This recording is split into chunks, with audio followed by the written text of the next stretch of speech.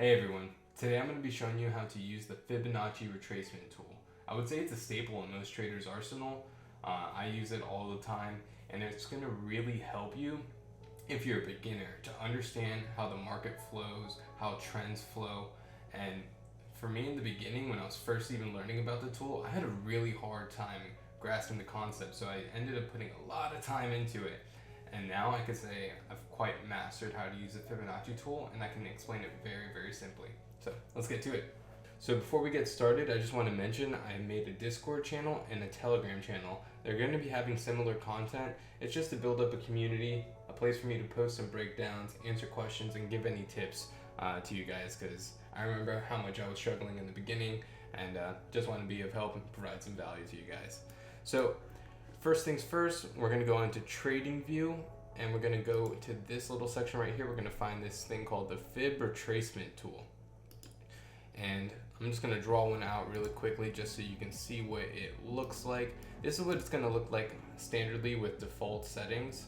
And these numbers on the side, you're going to want to pay attention to them. So these numbers on the side are basically tracking how much of a percentage price is pulling back. So if we measure from this point A to this point B, if price pulls back to this green area right here, which is 0.5, it's 50%. That would mean that price has pulled back 50% of what our point A to point B is. So just to show that off real quickly and to make simple terms of it, let me remove that. Let's move forward. I'm going to draw some really easy market structure. I'm going to draw some bullish market structure here. This one's going to have a steep pullback, a little baby pullback, and then the continuation. So I'm going to go back to that fib tool. I'm going to draw from point A to point B, and we'll see here at this little area right here, I'll mark it off. If price pulled back to about 50%, almost 61.8%. And the reason why this is such a useful tool to helping understand market structure is when we go and look at the actual chart, price is never just flowing in one direction consistently. It doesn't tend to do that at all. There's always going to be these things called retracements or pullbacks, which are simply when price is in a trend, it needs to breathe a little bit and go in the other direction before it can have a continuation. So that's simply put what a retracement or a pullback is.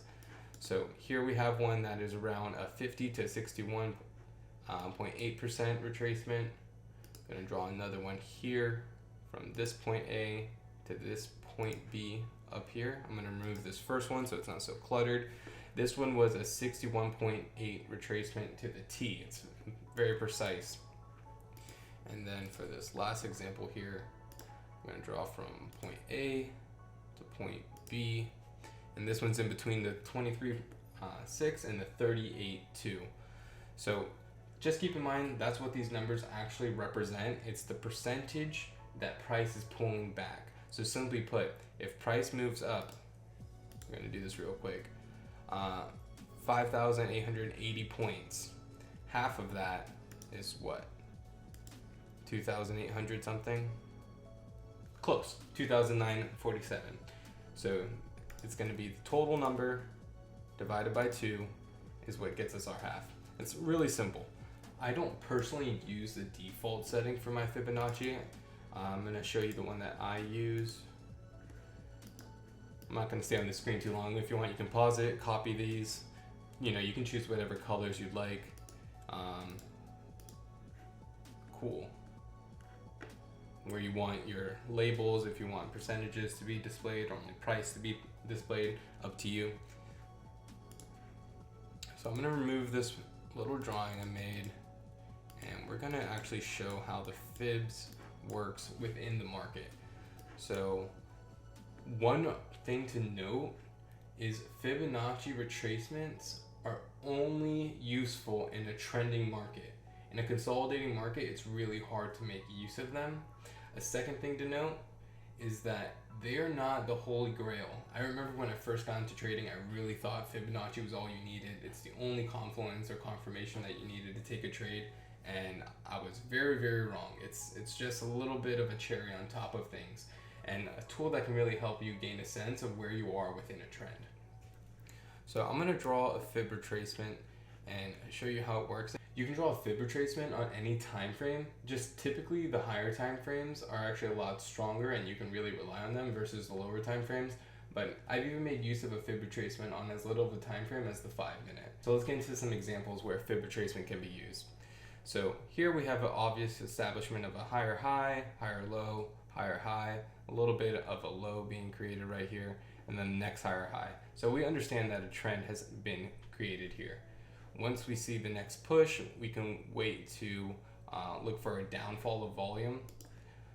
So then we can measure from this point right here, which looks like the start of the next push back up, and take it up to the very top of the wick on the next section here.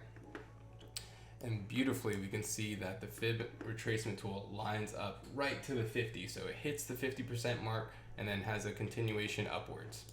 So with that being said, the main fib levels that I use and I hold to, very near and dear to my heart and rely on them is going to be the 61.80 and the 50%. Sometimes the 38.2 can be useful. It's really good at tracking trend continuations on higher time frames. But this video is just to simply explain how to use the fibs and how it can actually be useful for you in your trading. So here we have this example, obviously, where it hits that 50%. We see then price falls down below, breaks all these highs, and looks like it's creating a new lower high, which can be the start of a new trend. And we can measure from the top of this point here down to the bottom. And we see price hit the 38.20. The wick did go past it, but the body did end up closing underneath. It is important to take that into account. So we see another example of where the fibs held strong, it was reliable. Like I stated in the beginning, you wouldn't want to use this as your only confirmation, but like here on the 4-hour, we have this little lower high that is created. This could have been an area of support that then turned into resistance right here. So I'm going to delete this fib real quick. You see, broke under, came back and tapped this area, which was support on this end, and then became resistance on this end. And then you also tie it in with the fact that when we draw our fibs, it rejected the 38.20 area. That could be tying in those two confluences together to potentially take this trade. I would say you want a couple more confluences, maybe like a candlestick pattern or something that you see on a lower time frame before hopping into something like this. But I hope that you get the picture from this example. So I'm gonna delete what I made there. Just trying to keep it clean for you guys so it's very simple to see what is going on here. I'm going to drop down to a lower time frame, such as, let's say, the 15-minute, just to show you that it can work on multiple time frames. So in this type of situation right here that we have going on throughout all of this range, the fib would not be useful. And simply put, it's because we're not in a trending market. If you remember, like I stated earlier on in the video, the fib retracement tool needs to be used when the market is trending. If the market is trending, it is basically useless because it tracks those pullbacks. So only pullbacks happen in a trending market. In a consolidating market, it's just really bouncing between two levels, and the fib retracement tool would not be the tool that you want to utilize to try to get a trade when the market is consolidating. So let's look for a point in when the market was not consolidating where we can have some clean structure. Here we see price blew past this little lower high that was created as it kind of had this downward slope, and we see a minor little bullish trend start. Let's see if we can see if this is a fib retracement. So not quite, it didn't hit the 38.20 area.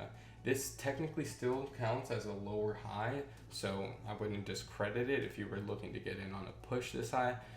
Personally, I probably wouldn't with this type of candle rejecting near this level of structure. It just wouldn't be the safest play for me. That's a bit too aggressive and not the best trade you can take. But yeah, it didn't work out here, and that's perfectly fine. Like I said, it's not going to be the holy grail like I once thought when I was first starting. It needs to have certain conditions met in order for it to be truly, truly useful. So now we're going to look for another example since that previous one didn't reach that 38.20 area. Here we see prices sloping down, then we have this nice push going up, so it seems like the start of a new trend. We have all this volume flood into the market, a slight low being created, and then a new higher high, and then another higher low. So we're gonna measure the fibs from point A to point B right here.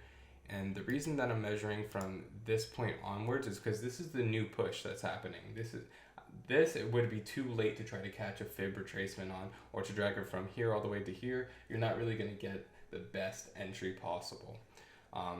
And even if you dragged it from there to there, the fibs would have even worked out. So we drew it from this new higher low to this new higher high.